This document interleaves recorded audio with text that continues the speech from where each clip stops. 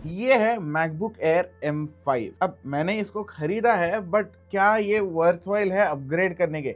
मान लो आप MacBook air M2 M3 पे हो तो अपने अपग्रेड करना चाहिए कि नहीं करना चाहिए, और क्या विंडोज वालों ने मैकबुक पे आने के लिए ये मैकबुक खरीदना चाहिए, इसके बारे में बात करेंगे। देखिए, अगर आपको पता नहीं M5 क्या है तो वो पहले बता देता हूँ। मैकबुक के M चिप जो है वो integrated processor, RAM, storage, graphic card, ये सारी चीजें एक ही छोटे से चिप में आ जाती है, जिसकी वजह से एफिशिएंसी बहुत ज्यादा बढ़ जाती है और आपकी बैटरी लाइफ भी बनी रहती है। अब ये चिप टेस्ट करने के लिए मैंने काफी सारी चीजें करी। पहले तो है सिनेबेंच। सिनेबेंच से हमें पता चल गया कि इसका जीपीयू स्कोर वगैरह क्या आ रहा है, लगभग 19,500 आ रहा है। बहुत ज्यादा नहीं है, but it is quite a respectable score. हाँ, थोड़ा हीट अप वगैरह जरूर हो जाता है, and that is what benchmark test do, but problem against कुछ भी नहीं आएगा।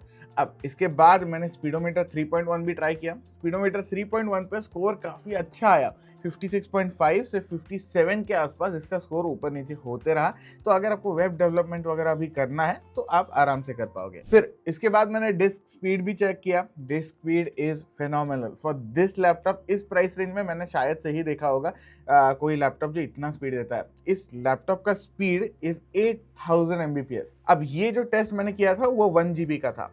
अगर मैं 5 GB पे स्विच करता हूं तो वहां पर मुझे लगभग 6,500 से 7,000 Mbps का रीड एंड राइट दोनों का स्पीड मिल जाता है, विच इज माइटी इंप्रेसिव। और इसी वजह से जो डीले मैंने नहीं था वो कहा था, वो SSD ही है इसकी। अब M5 के साथ एक अच्छी चीज ये है कि इसमें आपको NPU मिल जाता है। NPU अलग से मिलने की वजह से AI के टास्क जो है या फिर AI की चीजें करना चाहते हो, हालांकि एप्पल को AI जमता नहीं है, कोई बात नहीं, बट जो भी आप करना चाहते हो वो आप अलग से कर सकते हो। इसके लिए मैंने ओलामा भी यूज किया, ओलामा इंस्टॉल किया, उसका क्वेन 3.5 जो है वो मॉडल मैंने रन किया, 9 बिलियन वाला। उसके बाद भी हाँ, अब लैपटॉप जो है वहां पर गर्म होने वाला है। AI इज वेरी इंटेंसिव, जिसकी वजह से लैपटॉप गर्म होता है। लैपटॉप पे फैंस भी नहीं है, तो वो थोड़ा सा प्रॉब्लमेटिक आपको लग सकता है, बट इंस्टॉल होने के बाद इतना प्रॉब्लम नहीं आ रहा। इनिशियली जो है वो थोड़ा सा गर्म हो जाता है, उसके बाद नहीं प्रॉब्लम आता। अब ये 9 बिलियन का मॉडल जो है वो आराम से रन कर पाया, क्योंकि इस लैपटॉप में आपको 16 GB रैम बेस वेरिएंट से मिलता है। 16 GB रैम और 512 SSD के साथ। SSD यानी NVMe है, फास्ट वाली एकदम।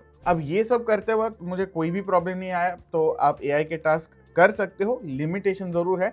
अगर आप AI पे बहुत ज्यादा काम करना चाहते हो तो मैं राइट ऑफ द बैट अभी ही कह दूंगा कि आप मैकबुक M5 Pro खरीद लो, वहां पर आपको ज्यादा फायदा होने वाला है। बट इस लैपटॉप के साथ आपको थंडरबोल्ट पोर्ट मिल जाते हैं। इसमें 2 Type-C पोर्ट आते हैं, दोनों के दोनों थंडरबोल्ट पोर्ट्स है, तो ये एक अच्छी बात है। बुरी बात यह है कि वही 2 Type-C पोर्ट इस लैपटॉप में मिलते हैं, आपको अलग से कोई भी पोर्ट नहीं मिलने वाला, विच इज वेरी डिसअपॉइंटिंग। हाँ, आपको 3.5 mm का हेडफोन जैक मिलता है, जो कि अच्छी बात है, बट पोर्ट्स का सिलेक्शन यार थोड़ा सा बढ़ा देते हैं, नहीं तो जो Type-C पोर्ट है वो 2 से 4 तो एटलीस्ट कर देते तो प्रॉब्लम नहीं होता। अब इन Type-C पोर्ट से आप चार्जिंग जरूर कर सकते हो, बट चार्जिंग के लिए आपको अलग से एक मैगसेफ पोर्ट मिलता है, विच इज वेरी गुड। ये मैगसेफ पोर्ट जो है वो ऑब्वियसली मैग्नेट से चलता है। ये वाला जो है इसके साथ मुझे 30 वाट्स का अडाप्टर मिला है। अब मैक का डिस्प्ले जो है वो मुझे हमेशा से पसंद आया है। इसका रेजोल्यूशन जो है वो 2560 बाय 1664 है, जो कि थोड़ा सा अलग है। 13 इंच मैक के साथ यही रेजोल्यूशन मिलता है, but it is very good. ये डिस्प्ले जो है वो काफी क्रिस्प है और कलर्स भी बहुत शानदार मिल जाते हैं। इसके साथ ट्रू टोन मिल जाता है, जो थोड़े लोगों को पसंद आता है, थोड़े लोगों को नहीं पसंद आता। मैं पर्सनली उसको ऑन ही छोड़ देता हूँ, मुझे ज्यादा कोई फर्क नहीं पड़ता, बट काफी लोगों को वो ऑफ रखना पसंद है। बट ओवरऑल इस प्राइस रेंज में अगर आप देखोगे तो ये 1,20,000 रुपए का लैपटॉप है। इस प्राइस रेंज में अगर आप विंडोज की तरफ जाओगे तो वहां आपको पता चलेगा कि आपको ओलेड डिस्प्ले मिलता है। ओलेड डिस्प्ले इसमें नहीं मिलेगा आपको, इसमें तो आपको रेटिना डिस्प्ले मिल जाएगा।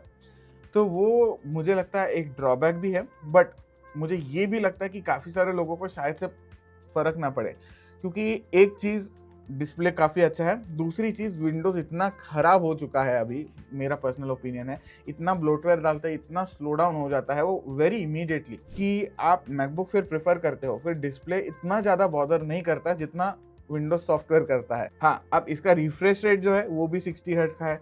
मुझे लगता है अगर आप 144 हर्ट्ज पे जाओ तो एक अच्छा खासा एक्सपीरियंस बन सकता है, but that is also a lacking thing display wise. But इस मैकबुक की स्क्रीन की ब्राइटनेस जो है वो काफ़ी अच्छी है, 500 निट्स है।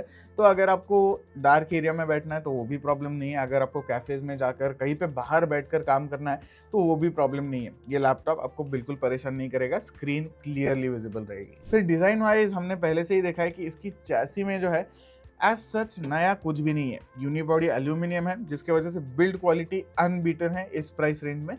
But there is nothing new इधर। जो कीबोर्ड है वही है, जो डिज़ाइन है वही है, जो ट्रैक पैड आपको हैप्टिक वाला मिलता है वही है। तो एप्पल यही चीज़ इधर यूज़ कर रहा है कि if it and broke Y fix it, यानी खराब ही नहीं है तो ठीक क्यों करें अगर लोगों को पसंद आ रहा है। अब स्पीकर्स की बात करूं अगर मैं, तो इसके स्पीकर्स भी कुछ बदले नहीं है, स्पीकर्स बट क्लियर है। बेस वगैरह इसमें नहीं मिलेगा आपको, बट स्टेरियो इफेक्ट वगैरह काफ़ी अच्छा दे देता है। फिर एप्पल का आपका अच्छा खासा FHD कैम मिल जाता है विद सेंटर स्टेज, तो आपको फ़ायदा है कि नहीं वो आप डिसाइड कर लो। ये M4 के साथ आया था सेंटर स्टेज कैमरा जो है, बट इसमें भी आपको बाय डिफ़ॉल्ट अभी मिल जाता है। फिर बात करते हैं लैपटॉप के प्रोज एंड कॉन्स की। इस लैपटॉप का फर्स्ट प्रो ये है कि इसमें आपको अमेजिंग बैटरी लाइफ मिलती है। एक दिन आपको आराम से ये लैपटॉप विदाउट चार्जिंग चल जाता है। दूसरी चीज ये है कि परफॉर्मेंस बहुत ज्यादा स्मूथ है इस प्राइस रेंज में भी, और बिल्ड अनबीटन है 1 लाख के आसपास के बजट में। और हाँ, track pad and keyboard Windows laptops के इसके कंपैरिजन में बहुत ज्यादा बेकार है। फिर बात करते हैं कॉन्स की।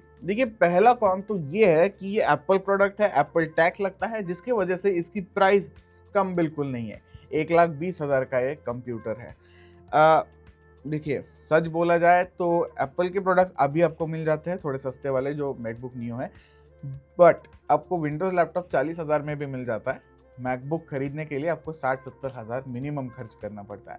तो वहाँ पर एक ड्रॉबैक है, इंडियन करेंसी में वो फ़र्क पड़ता है। अगर आप डॉलर्स पाउंड्स वगैरह में कंपेयर करोगे तो उनके लिए बहुत ज़्यादा बड़ा अमाउंट नहीं है, अपने यहाँ पर ये बड़ा अमाउंट। दूसरी चीज़, पोर्ट्स लिमिटेड है। तीसरी चीज़ ये है कि बहुत ज़्यादा हैवी वर्कलोड्स पे ये लैपटॉप गर्म होगा, गिव अप कर देगा। तो this is not for people who are seeking a laptop for very heavy workloads. मैं कहूँगा कि आपका डे टू डे या फिर थोड़ा डे टू डे प्लस काम होगा, थोड़ा हैवी काम ये आराम से कर सकता है, बहुत ज़्यादा हैवी काम ये नहीं कर पाएगा। और हाँ, पर्सनली मुझे लगता है कि डिज़ाइन अपग्रेड होना चाहिए।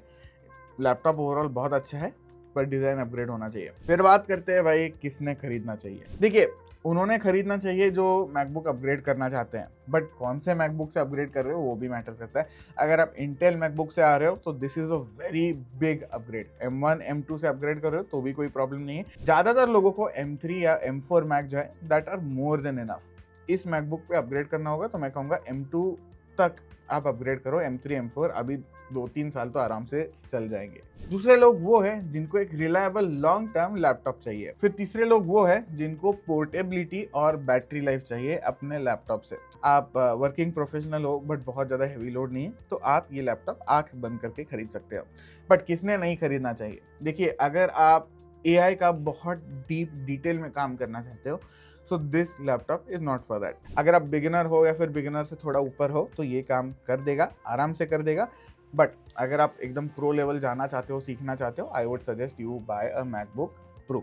थोड़ा पुराना वाला मैकबुक प्रो भी खरीदोगे तो वो भी काम कर देगा। इसके बाद अगर आप 3D कंप्यूटिंग करते हो या फिर हेवी गेमर्स हो तो आपको भी ये लैपटॉप जो है वो अवॉइड कर देना है, भूल जाओ, प्रो खरीद लो। एक सही यूजर के लिए it is an amazing computer, but अगर आप एक गलत यूजर हो दिस इज अ नाइटमेयर।